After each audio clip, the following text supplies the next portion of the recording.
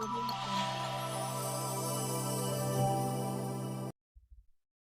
alaikum dear student. This is Miss Aisha Anwar from Biotic Academy. Hope you people are enjoying the journey of learning with us. Today my topic is the structure of nephrons. What are nephrons? Nephrons are basically the tiny structural and functional unit of kidney. There are millions of nephrons present within the kidney, and these nephrons are basically the filtering plant. The blood passes through them and the filtration of blood takes place in this structure, and then as a result of this filtration the blood gets rid of its excretory product. So now today we will discuss about the structure of these nephrons, how they are working in both of the kidneys and how they are filtering the blood and making the urine. Now millions of nephrons are present in each kidney, and these nephrons are having these extensions of blood vessels. You can see over here efferent and efferent. Efferent arterioles are basically the ones through which the blood is entering to the kidney, and efferent arterioles are the ones through which the blood is leaving this kidney and going back towards the body. Now the blood when entering to the kidney, they basically entering into these tiny filtering plants, which are very efficient in filtering the blood and removing the waste product, again the metabolic waste products. Now the structure of nephron, you can see over here, it is a cup-like structure which is called as Bowman capsule, and within this Bowman capsule you can see the bunch of capillaries is present. These bunch of capillaries are basically the performing of a very important job that is called ultrafiltration. Now the blood will enter into these bunch of capillaries which are also called as glomerulus. These glomerulus are basically having this efficiency to filter the blood when the blood is entering into them with a high speed. Now ultrafiltration means the blood is coming into this part with a high pressure and leaving this part quickly. During this incident of entering and leaving the blood, the glomerulus has this ability to remove out excess water, salts, and urea. These metabolic waste are basically removed out at this point of glomerulus and enter into this cup-shaped structure which is called Bowman capsule. This Bowman capsule is basically holding these glomerulus, these bunch of capillaries. Now when these waste products are entered into this Bowman capsule, their journey begins towards the next part of this nephron, and now the next part of the nephron are the tubules. Tubules are these long tubes through which these metabolic waste will travel slowly, and they will give a maximum time and surface area for these metabolic waste to travel along and to the reabsorption of water and some of the salts if they are needed by the body. Now the journey begins from the Bowman capsule. These metabolic waste will enter into this part of the nephron, that is tubule. You can see over here how water is taking back from these metabolic waste which were filtered over here.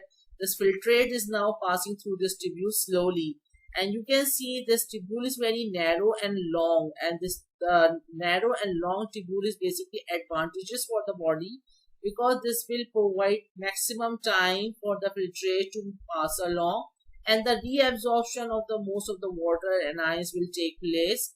If the tubule is short, the process will be quick and the body will suffocate and body will become dehydrated because most of the water will remove out of the body in the form of the urine, and body may become dehydrated. So after ultrafiltration, these reabsorption of the water and salts take place because body needs the amount of water and salts. So the reabsorption take place over here. The water and salts are being reabsorbed, and gradually the filtrate is moving along. It's moving along this tube, and reabsorption process is going on, until and unless this nephron is basically connecting to a duct that is called collecting duct, and this collecting duct is basically connecting this nephron to the outside of the kidney, that is ureter. So when the urine, the filtrate after the reabsorption has become concentrated, and when it enter into the collecting duct, it is now at the stage to be called as urine. Now you can see over here cortex, outer medulla and inner medulla. What they are? They are basically the parts of the kidney. If you look at the TS of kidney, you will find these parts, the outer part of the kidney, the middle part of the kidney and the inner part of the kidney. So these nephrons are basically starting from the cortex, reaching to the outer medulla, and then finally goes into the inner medulla. Now, as you have seen that how this blood is entering into the glomerulus and the ultrafiltration has taken place over here, and how the reabsorption again take place, you can see over here the amount of urine, how it is formed and how the journey begins. Here you can see the stepwise process, and for the absorption and for the filtration and all other process, you will find these pathway of active transport and passive transport. In passive transport, like osmosis and diffusion, both are involved over here. Now when the blood enter into the glomerulus and when it is filtered out, you can see the journey of filtrate after the filtration, ultrafiltration. At this point of the Bowman capsule, the journey begins.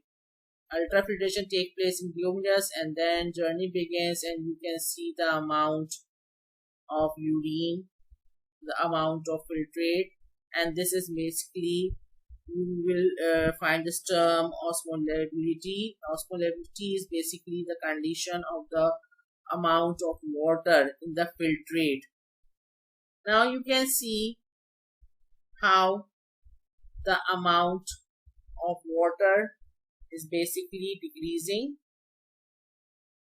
as our filtrate is moving along this tubule. The water is reabsorbed. At first stage, you will find that the filtrate is entering to the nephron loop is osmotic to the blood, both blood plasma and cortical intestinal fluid.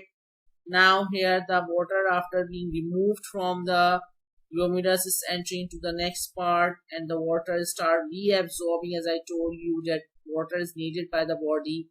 Now the water moves out of the filtration in the descending limbs down, and its osmotic gradient is gradually getting changed.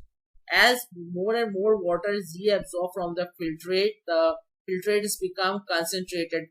When it reaches towards this turning point, this point is called loop of Henle. Here the filtrate has reached to its highest concentration because most of the water is being reabsorbed back to the body. One more important thing is that these nephrons are surrounded by the blood vessels. Blood capillaries are surrounding these tubules so that the reabsorption of water and salts can be done directly into those blood capillaries, which are basically covering these tubules, so that the diffusion, osmosis, and active transport method and process of reabsorption can be done directly from the tubule into the blood vessels. Now at this point you can see that the urine, the filtrate has become concentrated, and now you will see in the next part, after passing through this loop of Henle, now the body has started to absorb the important salt, sodium chloride salt, NaCl. Now the nephrons are basically, as they are passing again these filtrate to the next part, here most of the water has already been absorbed by the blood capillaries which are surrounding the nephrons. But now it's time for the reabsorption of salts. So salts are also being reabsorbed from the filtrate which is passing ahead through this nephron. So before entering into the collecting duct, the body now, after the reabsorption of water, the body has now switched for the reabsorption of salts. So as the salts are being reabsorbed, the filtrate is now become dilute after the reabsorption of the salt. So the concentration of the filtrate is now become dilute, and now it is leaving the nephron and entering into the collecting duct as a dilute fluid. Around in the body of a normal adult used to remove around 1 liter of urine per day. A normal adult, but it also depends upon the amount of water consumed, the activity, the temperature, or the amount of sweat produced. So in this way, the urine is a type, you can say, a hypoosmotic type of urine it is, because most of the water was reabsorbed from the filtrate initially, and then after that the salts also reabsorb from the filtrate. Now the filtrate which is coming to this part of collecting dirt, it has less solutes, useful solutes, or you can say it has very less amount of salts, and it has more amount of urea and amount of excess water which is not needed by the body. So I hope you have understood the cycle of filtration and then reabsorption of water and salts through the journey of filtrate along with nephron along through this tubule, and before entering into the collecting duct in the form of urine, what are the steps which are taking place by the kidney in order to prevent the loss of useful amount of water and salts from the body. Now, this is Miss Aisha Anwar from Biotic Academy. Hope you have understood the concept and enjoying the lectures. Don't forget to subscribe and like my channel. Keep watching Biotic Academy. Take care.